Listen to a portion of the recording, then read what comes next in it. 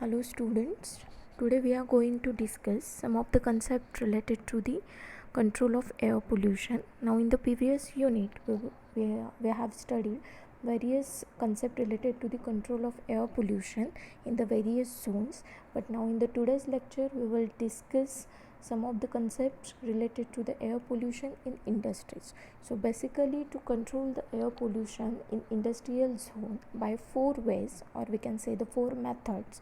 First one is the substitution of raw material or fuels.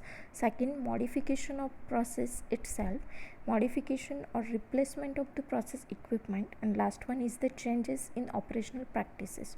So the very first method, that is substitution of raw material or fuels. Now in this method has been used successfully in many cases for controlling atmospheric pollution. For example, use of low volatile coal in the place of high volatile coals has proved quite effective in eliminating smoke and soot. So second example we will refer, that is substituting bauxite flux for fluorspar in an open hearth furnaces. So while we consider any manufacturing process, the basic need of that manufacturing process is a raw material or whatever the fuel required for the process. So if by the existing raw material or fuel there is a large quantity of pollutant emitted are there, then in the we have to replace that raw material by the any other raw material or by the any other fuel. Now in the second method, that is modification of process itself, as a name indicate, we have to modify the process. So if we consider there are various units in the any type of manufacturing process, to control the emission of the pollutant, we have to either modify the process or we have to replace the particular unit from that process. So for example, in the brass foundry practice, where an additional operational step has been used to reduce air pollution.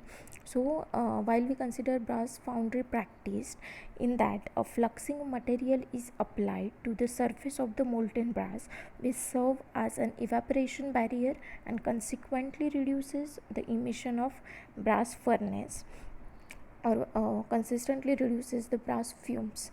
Now second example, while we consider the substitution of oxygen for air in a gas manufacture and in blast furnaces. Now when we substitute the oxygen for air in gas manufacture, whatever the waste gas is produced as a results are lower in volume and contaminant content.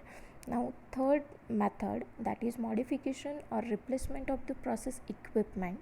Now, and these process include modification of one or more items of the process equipment.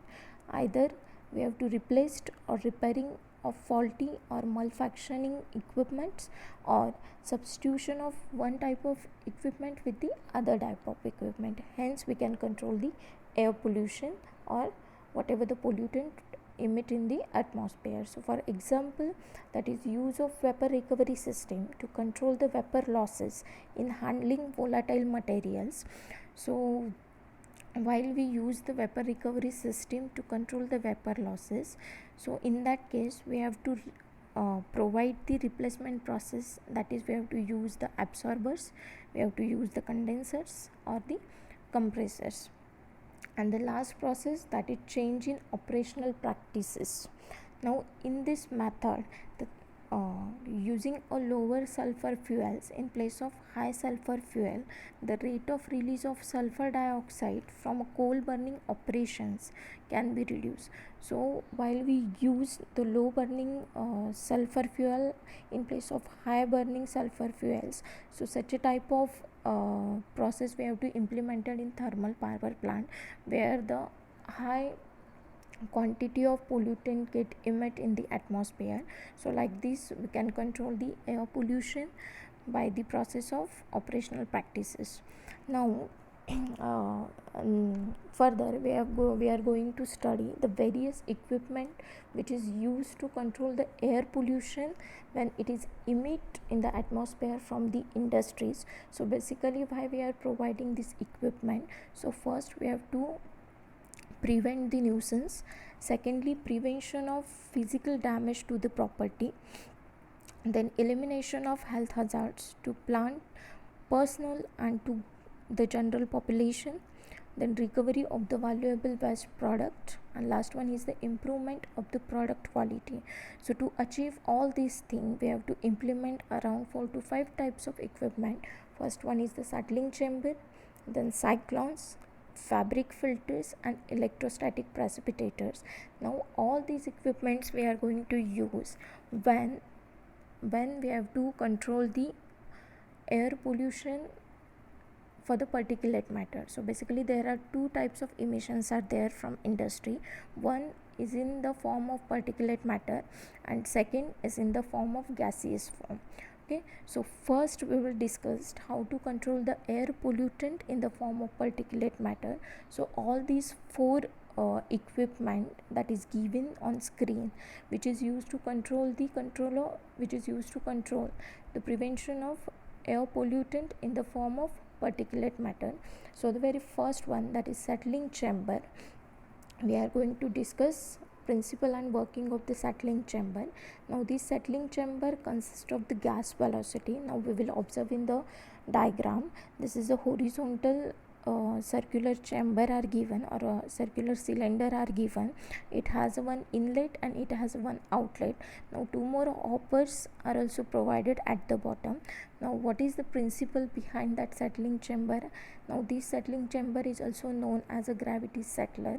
So as a name indicate, gravity settler, it provide the gravity to the air pollutant or whatever the particulate matter present in the that particular chamber. It gets settled down under the gravity. So here when we observe the diagram, the dirty gas inlet is there and the clean gas outlet is there. So whatever the dirty gas or whatever the flue gases which is entered through the inlet and which is passed to the outlet, but what happens within that chamber, there is a, we have to maintain the velocity. Now the settling velocity of the particle is always greater than the velocity of the flow. Hence whatever the particle are present in that water, they get present in that flume gas, it gets settled down at the bottom. So like this we can remove the particulate matter up to the size greater than 50 micrometer and its efficiency is less than 50%. Now there are some of the advantages, like it is simple to construct, it is simple to maintain, and it has a low pressure loss. Now but there are some disadvantages also, that is it required large space. As its construction though easy, but it requires a large space and the collection efficiency is also low. Now only the large particles are separated out. Now second type of equipment that we have to study, that is cyclone. Now cyclones, now in general principle it consists of inertial suppression, is that the particulate laden gas is forced in change direction. Now when we observe this diagram, it has a gas inlet and gas outlet.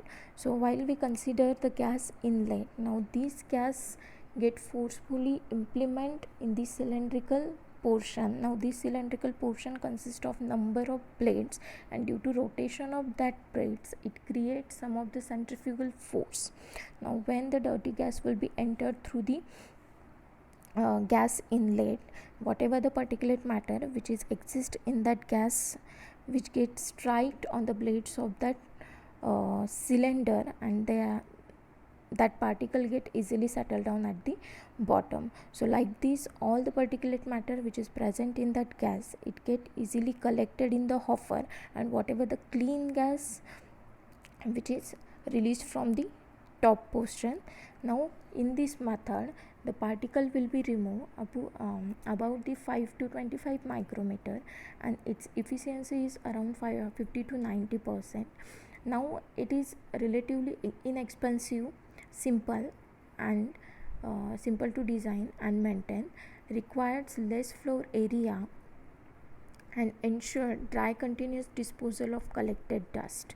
Okay, now while we consider the disadvantages, it required much headroom, Now collection efficiency is low for small particles, quite sensitive to variable dust loadings and flow rats.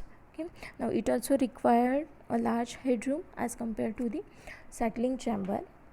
Now third equipment that will be used, that is fabric filters. Now these fabric filters, also referred as bag house or bag filters, it remove the dust from a gas stream by passing the stream through the porous fabrics like this. If we observe the figure, now these fabric filters are consist of filter bag. Now these filter bag, there are number of filter bag we have to provide together. And if we observe the second diagram, in that we will see again the dirty gas will be entered through the system. Now these filter bag consist of a filter media which consists of a number of micropores, and when the dirty gas will be entered through these filter bags, these particulate matter get arrested on that pores or on that filter media, and finally the clean gas will be released from the outlet. But now when we observe the bottommost portion, again there is a provision of hopper is there. So when we provide the vibrators, then whatever the arrested impurities in the filter bag, they get collected at the bottom, or they get collected at the hopper, or like this we have to remove the particulate matter from the flue gases. So as we observe, or as we consider the particle size for the fabric filters, now these will be fabric filters will be removed. The particle size around less than 1 micrometer, means it can be considered 0.01 micrometer to 1 micrometer. Its efficiency is very high, about greater than 99% of particle will be removed through the fabric filters. Now fabric filters can give a high efficiency and can even remove very fine particles also, but it is in dry state. Now performance decreases becomes visible, giving pre-warning. Now some of the advantages for the filter bags or fabric filters, it required high temperature gases need to be cooled to the range of 100 to 450 degrees Celsius, within which the filters are stable. And the second advantage, that is the flue gases must be dry, as otherwise there is a risk of condensation inside the filter which can cause clogging. The fabric is liable to chemical attacks. So and there is a higher efficiency other than other equipment. So these fabric filters are basically used most of the areas. Now next is the electrostatic precipitator. Now these electrostatic precipitator are consist of ionized zone, or there are cast iron plates are there. So again dirty gas is made to pass through this assembly. These plates are these plates are electrically charged. So when the pollutant when the dirty gas is passed through this plate, whatever the charged particle, suppose when we consider one, that is plates are negatively charged and the particulate matters are positively charged, then when the dirty gas will be passed through the system, these positively charged particle get attracted towards negatively charged particle, and like this particulate matter get removed from the flue gases. Now these particles which is stick towards the plate, which can be removed by neutralizing the charges. So like this we can remove that particle which is stick to the plates, and the clean gases will be released in the atmosphere. So while we consider the electrostatic precipitator, the greater than 1 micrometer of particulate matter will be removed from this assembly, and it gives the efficiency around 95 to 99%. Now particles may be collected wet or dry. There is no compulsion that there may be only dry flue gases or wet flue gases. This type of equipment considered it may be a wet flue gas or the dry flue gas. Now 99% and plus efficiency can be obtained, then even a small particle can be removed by the electrostatic precipitator. Maintenance is nominal unless corrosive and adhesive materials are present in the flue gases. Now it requires high initial cost, sensitive to variable dust loadings and flue rates. This is the advantage of electrostatic precipitator. They use high voltage and hence they pose a risk to the personal safety of the staff, and the collection efficiency reduces with time. So and these are the four equipment which will be used to remove the particulate matter. Now further we have to study the control of gaseous pollutant in industry. So these gaseous pollutant will be removed by the following methods, that is combustion. Now this combustion will be carried out by the two process, direct flame incineration and the catalytic incineration.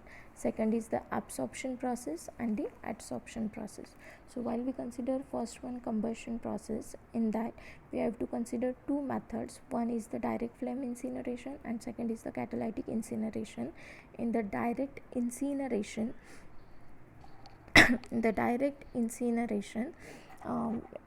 we have to incinerate whatever the gas flume in a particular chamber or particular tank. In sometimes we have to provide two types of tanks are there, primary tanks and secondary tanks. So we have to maintain the temperature in the incineration. It is about 600 to 1200 degrees Celsius, for example petroleum industries and the petroleum refineries. Now in the catalytic incineration can be used when combustible material in the waste polluted gas are too low to make a direct flame incineration feasible. Now this generally happens when the energy of the polluted gas is lesser than 3.7 megajoule per meter cube. So basically we have to provide some of the catalyst like a platinum. Next is the absorption. The process of absorption, in that basically we have to use two system like a plate tower system and pack tower system. In the plate tower system, first figure shows the plate tower system and second figure shows the pack tower system. In the plate tower system we have to provide number of plates opposite to each other. Now the figure shows the trays. These trays are nothing but the plate that we have to provide it opposite to each other. Then there is a liquid inlet is there and gas inlet is there. Also the gas outlet is there. Upper topmost opening is nothing but the clean gas out and the lower opening is provided for the liquid out. Now when the liquid will be provided, when the dirty gas will be entered in the system, these gas will be released in the topmost portion. At the same time we have to provide the liquid from the topmost portion. So what happen when we consider the gas stream, whatever the pollutant get present in that gas stream, with the droplets of water, this pollutant gets settled down at the bottom under the gravity and the clean gas will be released from the topmost portion. At the same time whatever the water get collected at the bottom, which is in slurry form, it get collected and again recycled. So this is the plate time system. Second is the pack tower system. Now this diagram shows the whole assembly in a pack system. Now these pack tower get divided into two medias that is it, which is known as the pack beds, now which is supported by the grid. Now again in the water inlet is there and gas inlet is there. Also there is a gas outlet is there and water outlet is there. So in that when the dirty gas will be entered in the system, it moves in the upward portion. Now at the same time liquid will be distributed from the topmost portion. So whatever the impurities, it get arrested in that packed bed along with the particulate matter which is along with the pollutant which is present in the gas stream. Again these collected water will be again this water which is passing through the bed, which is collected in the liquid collected, and again it is redistributed into second packed bed. So like this, again these water get percolated through this packed bed, and again whatever the remaining pollutant which is present in the gas stream, it again retain on that packed bed, and the water which is percolated through that packed bed, which is collected at the bottom, and again it is used for the recycle, and whatever the flue gases which is free from the pollutant which is emitted in the atmosphere. So like this we are going to like this we will study the absorbance system, and very last one, that is absorption on a solid. Now adsorption unit use adsorbent like a activated carbon, molecular sieves, or also we have to consider the example of dehydrated zeolites. So in adsorption units, the dirty gas are made to pass through the beds of such a adsorbent material that we are going to discuss previously in this.